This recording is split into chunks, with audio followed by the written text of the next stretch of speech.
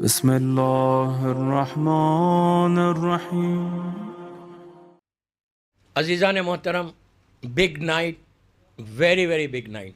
دن بھی بڑا تھا، رات بھی بڑی ہے۔ دن غازی سے منسوب تھا اور رات میرے اس امام سے منسوب ہے۔ جب سرکار معراج پہ گئے تھے تو کئی جگہوں سے گزرتے ہوئے ایک فرشتے سے ملاقات ہوئی۔ بڑا خوبصورت فرشتہ، فرشتے رہتے ہی خوبصورت۔ ہم بھی بن سکتے فرشتہ، اگر وہ صفات آ جائیں تو تم بھی بن سکتے۔ حیرت مت کرو، تم تو اشرف المخلوقات ہو یار، فرشتوں سے بڑے ہو تم۔ بہرحال تو ایک فرشتے سے ملاقات ہوئی۔ سرکار تو جانتے ہیں کہ یہ کون ہے، ہر طرف ہاتھ، ہزاروں کی تعداد میں ہاتھ ہے، انبلیویبل، اللہ کا کریشن تھا یہ، اس کی شان ہے، قادر مطلق ہے۔ ہر ہاتھ کے پیچھے 5 انگلی، اس کے ساتھ اتنی انگلیاں، یعنی کاؤنٹلیس فنگرز اس کے پاس تھے وہاں پہ۔ تو سرکار نے پوچھا تو کرتا کیا ہے بھائی، تیرا کام کیا ہے؟ اس نے کہا اللہ کے رسول، اللہ کی جتنی رحمت اوپر سے نازل ہوتی بارش کی شکل میں، کسی شکل میں، اس کو میں کاؤنٹ کرتا ہوں کہ اب تک جب سے میری خلقت ہوئی اس وقت سے لے کے آج تک جتنی رحمت اللہ کی آسمان سے زمین پر آئی، میرے کمپیوٹر پہ ہر چیز موجود ہے، ہر چیز موجود ہے۔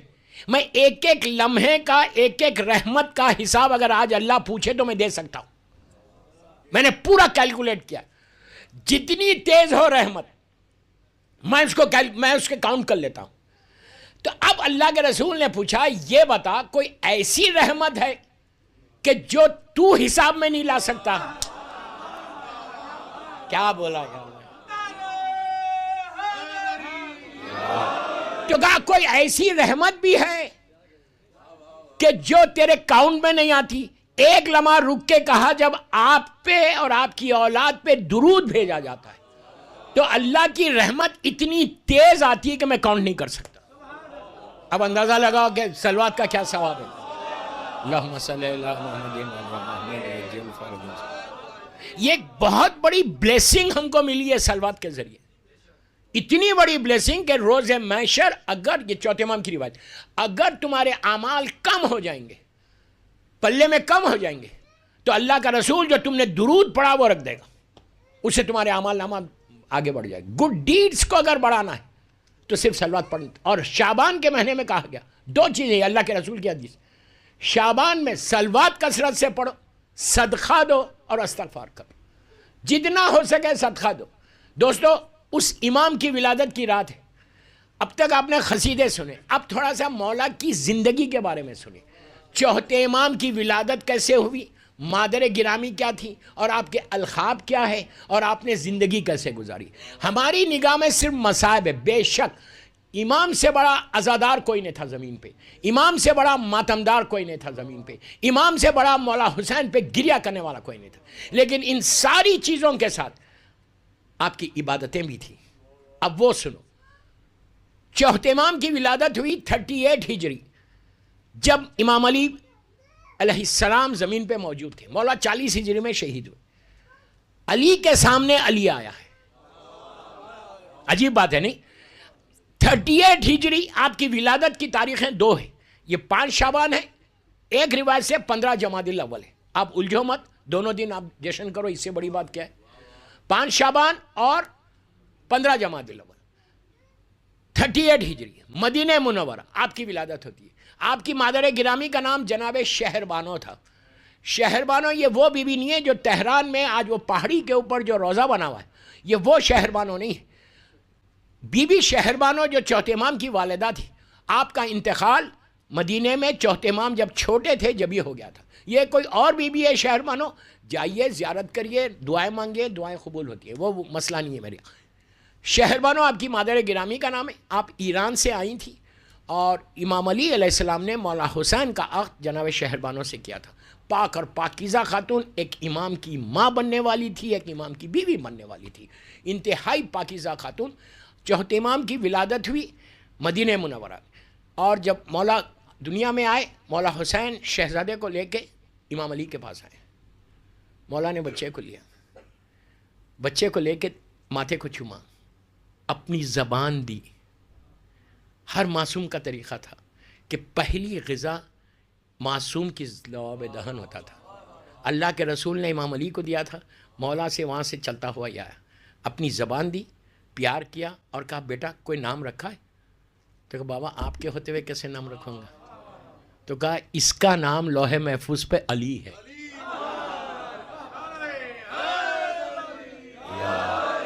یہ سلسلہ امامت کا دوسرا علی ہے.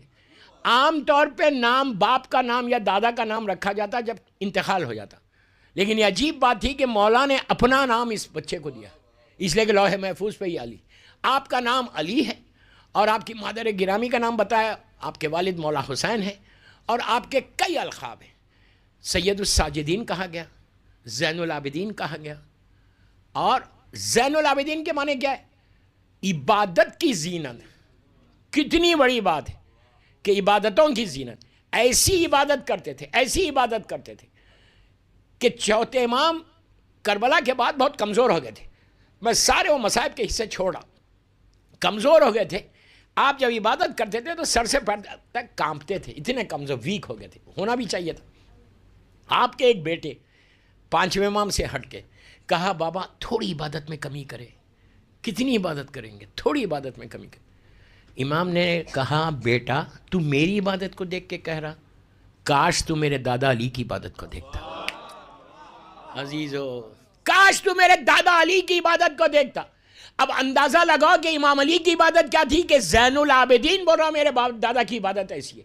اب وہی علی اگر رسول سے یہ کہے کہ اب شادی کے بعد پہلا دن گزرا، اللہ کے رسول نے مولا سے پوچھا کہ تم نے فاطمہ کو پایا کیسے؟ تو کہا یا رسول اللہ کی عبادت میں اپنا مددگار پایا. تب فاطمہ کی عبادت دیکھو، علی کی عبادت دیکھو، پھر چوتھے امام کی عبادت دیکھو. کوئی اور آدمی نہیں بول رہا، زین العابدین بول رہے. امام زین العابدین نے کہا کاش بیٹا تم میرے دادا علی کی عبادت کو دیکھتا. وہ کیسے عبادت؟ سید الساجدین کہا گیا. کیوں کہا گیا سید؟ ہر امام سید الساجدین ہے، لیکن اس امام کو کہا گیا سید الساجدین، انہیں سجدہ کرنے والوں کا سردار، سید الساجدین. دوستو امام کا یہ حال تھا. نعمت آئے سامنے، پہلے سجدہ کرتے تھے، پھر اس نعمت کو ہم کھانا کھا کے یاد آیا تو تھینک یو بولتے ہیں. ہم بولتے ہیں اللہ کا شکر ادا کرتے ہیں. خود بھی کرو. یہ جو رسک کے پرابلمز ہیں نا وہ ایسے ختم ہوں گے. یہ مت بولو کہ ملیشیا میں سیلری کم ہے یا بزنس کم ہے یا رسک کا پرابلم ہو رہا، سٹریس ہے. سارے سٹریس سجدوں کے ذریعے پورے کرو. اللہ کو جو سب سے زیادہ پسند ہے اس کی بارگاہ میں سر کو جھکانا ہے. دوستو سجدہ صرف یہ نہیں ہے کہ آپ قبلہ رو ہو جاؤ. سجدہ صرف یہ نہیں ہے کہ آپ سجدگاہ پہ سجدہ کرو. آپ نارمل سجدہ ہے، اب سر جھکانا ہے، یہ بھی کافی ہے. میٹنگ میں بیٹھے ہوئے، کوئی ٹینڈر لینے جا رہے، کوئی بزنس کے لیے جا رہے، جاب پہ جا رہے، تم صبح میں آفس میں انٹر ہو کے خالی اللہ کی بارگاہ میں یہ سج جھکا کے بولو کہ اللہ تیرا شکر ہے کہ تو نے اس قابل کیا کہ آج میں اپنے رزق کی تلاش میں آ گیا. کبھی اس کا رزق نہیں رکتا جتنے تم سجدے کرو گے. سجدہ یہ آنکھ کے پلکوں سے بھی ہوتا. تم آنکھ کو جھکا دو، اپنی گردن کو جھکا دو، لوگوں کے سامنے نہیں، اس کے سامنے. امام چوتھا امام سید الساجدین، ہر نعمت پہ شکر ادا کیا امام نے، ہر نعمت پہ. بعض روایتوں میں یہاں تک ہے کہ روزانہ رات میں 500 سجدے کرتے تھے امام. اتنی کثرت سے عبادت کی، اور اسیر ہو کے بھی عبادت کی، کربلا میں بھی عبادت کی، مدینے میں بھی عبادت کی. پوری زندگی آپ کی پیشانی پہ نماز کے گھٹے آ جاتے، آپ کے یہ حصے پہ گھٹے آتے، اس کو کاٹا جاتا تھا، یہاں سے کاٹا جاتا تھا، اور ساری یہ چیزیں آپ کی لحد میں دفن کیا گیا تھا. امام زین العابدین کا ایک عجیب کیریکٹر، عجیب کردار ہے کہ انہوں نے کربلا کے بعد، اگر کربلا زندہ ہے، میں بڑی بات بول رہا باب الہدایہ میں، کہ اگر آج تم یہاں بیٹھ کے باب الہدایہ میں ذکر حسین کر رہے، ماشاءاللہ اتنے ماتم کیا تم نے، پوری زندگی ماتم کرتے رہو. پوری دنیا میں اگر ماتم ہو رہا، پوری دنیا میں اگر عزاداری ہو رہی ہے، تو وہ صرف اور صرف بی بی زینب اور چوتھے امام کا کنٹریبیوشن ہے. ان لوگوں نے ایسا کام کیا عزاداری کے لیے. ہم کیا عزاداری کر سکتے؟ ہماری عزاداری کیا ہے؟ آدھا گھنٹہ، 1 گھنٹہ، 24/7 انہوں نے عزاداری کی ہے. لیکن عزاداری کے ساتھ عبادتوں کو نہیں چھوڑا.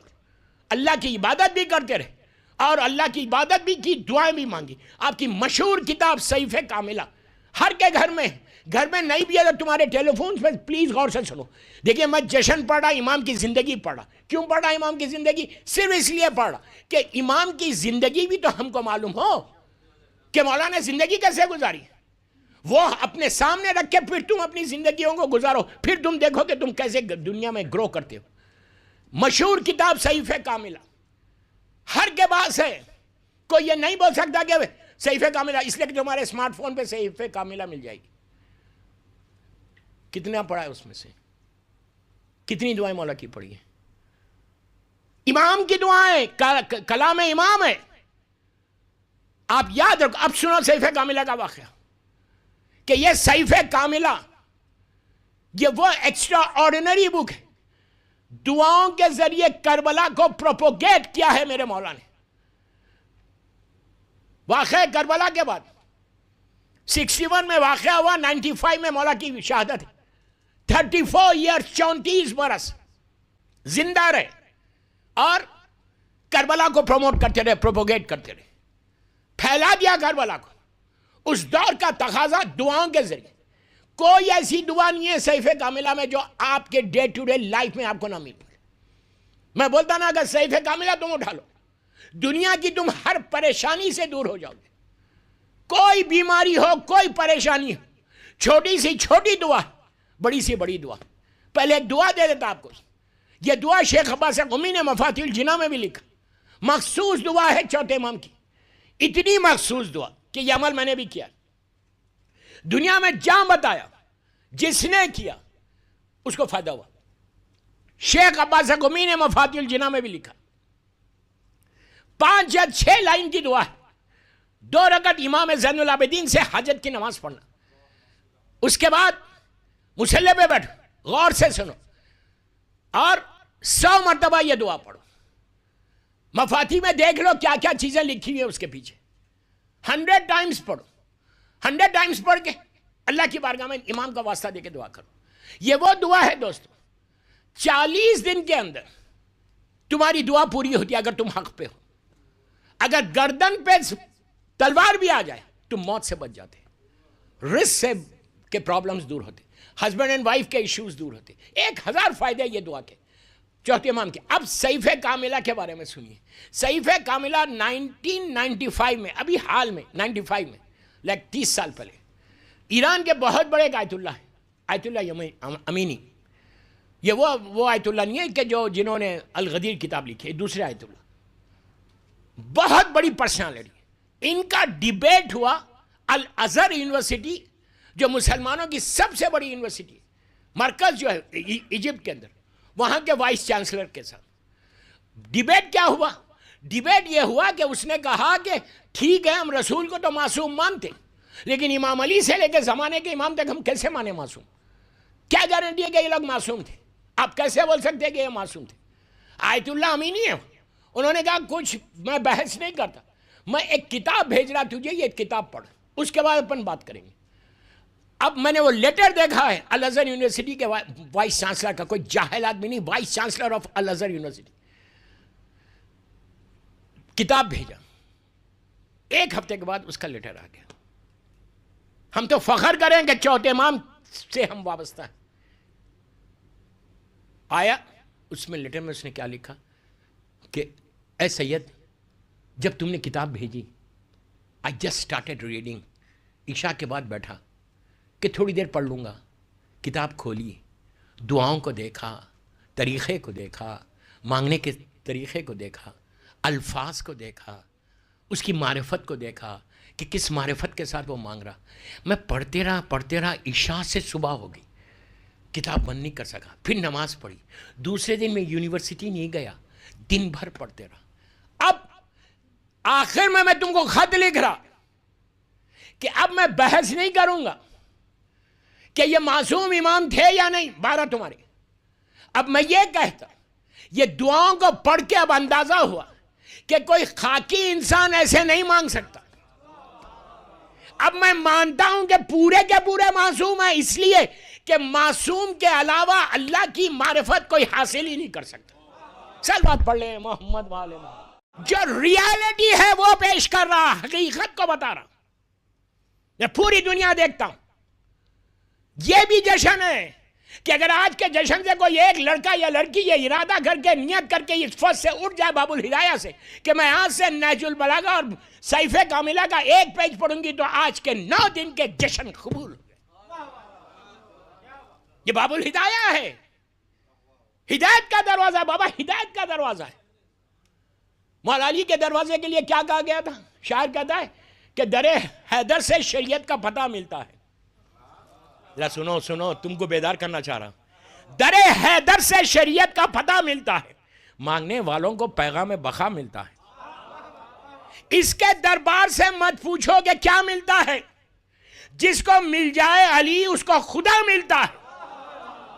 ایسا بندہ ہے جسے لم یزلی کہتے ہیں، اب تو معبود کے رشتے کو علی کہتے ہیں.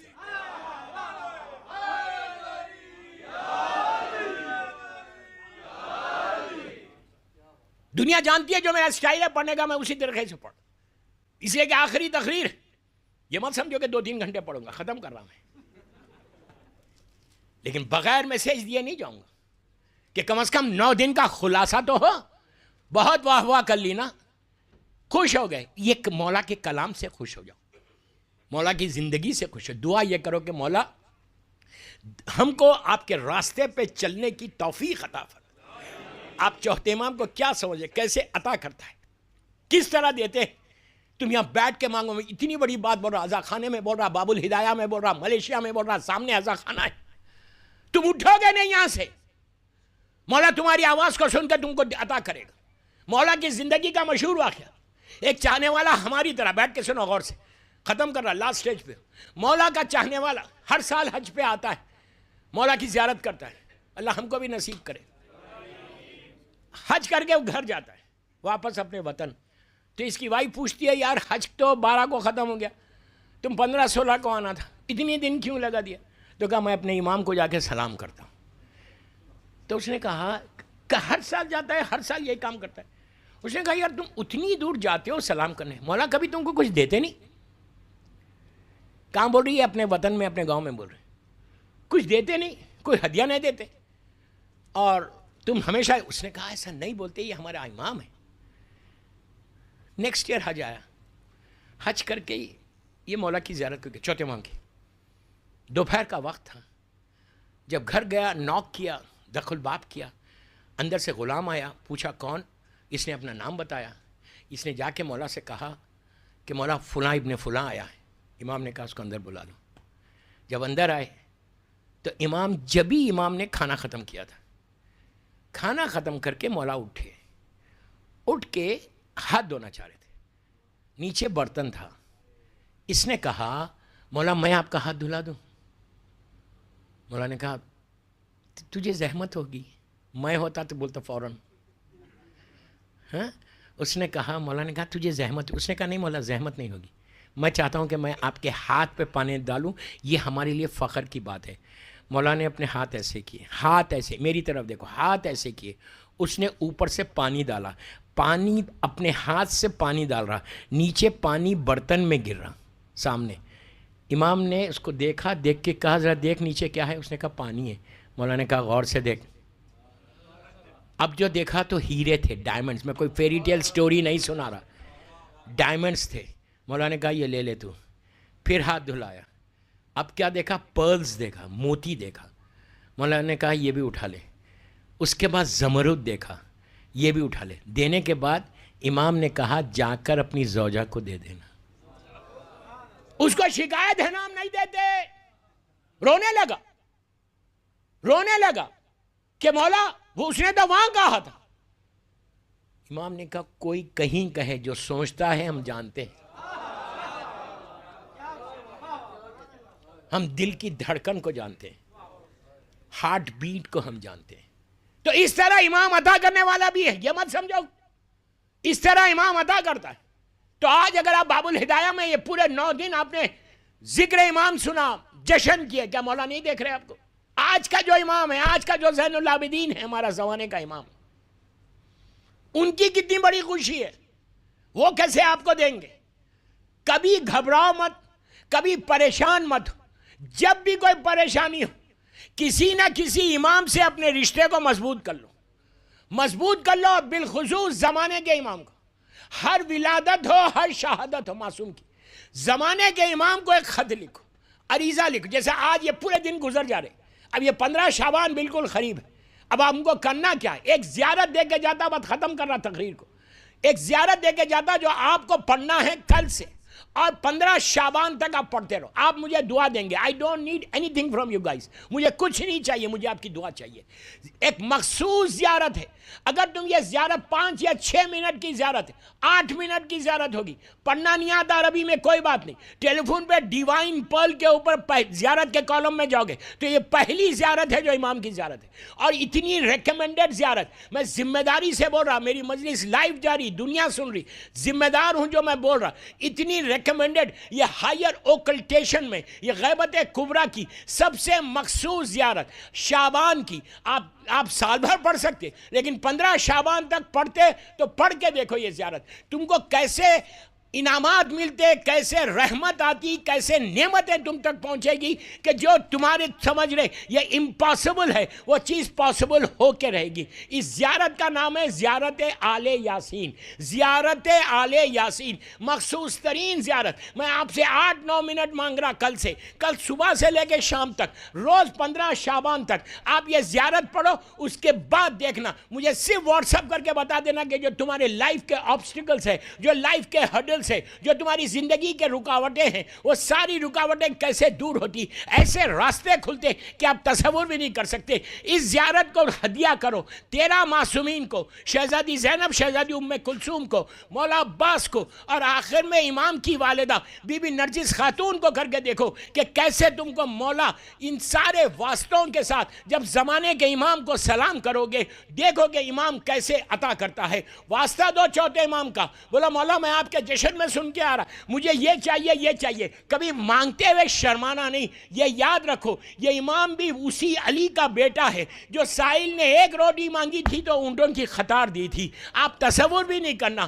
کہ کیسے عطا ہوتی ہے. صرف مانگنے کا سلیقہ چاہیے. یہ زیارت آل یاسین میں یوتھ کو بول رہا، start from tomorrow and you will see the result. ہو سکتا تمہاری جو رکاوٹیں ہیں، جو دعائیں قبول نہیں ہو رہی، دنیا میں کوئی شخص ایسا نہیں ہے جو پریشان نہیں ہے، کسی نہ کسی طریقے سے پریشانیاں ہیں. میں یہی تو کہتا ہوں یار، دنیا لوگوں کے پاس تو کچھ نہیں ہے، تمہارے پاس 14 ہے. 14 تم 14 کو چھوڑ کے ادھر ادھر کیوں جا رہے؟